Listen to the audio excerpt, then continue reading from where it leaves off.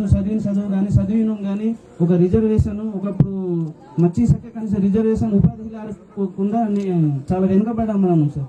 ఇప్పటికీ స్వాతంత్రం ఇన్ని రోజుల సంవత్సరం తర్వాత ఒక నిజంగా ఒక నాయకుడుగా మీరు అప్పుడు తొలి వివాహ చట్టం ನಂಗೆ మాట ಹೇಳ್ತೀರಿ సార్. ప్రజా పోరాట యాత్ర టైంలో ನಂಗೆ మాట ಹೇಳ್ತೀರಿ. ప్రజా పోరాట యాత్ర టైంలో ನಿಮಗೆ మాట ಹೇಳ್ತೀರಿ సార్. అవును సార్.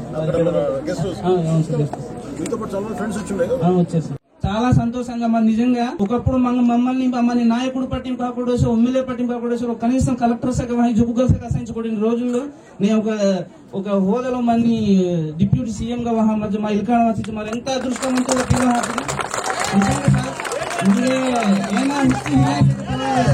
ఈ రోజు మంగే మా భావి తరాలకి మంచి మార్గదర్శకంగా ఒక నిలబడిన వ్యక్తి అంబాస్ మనిషి ఇచ్చి మీరు సార్. అవును సార్, బులే కాలేజ్ ఎంబీఏ సార్. అవును సార్.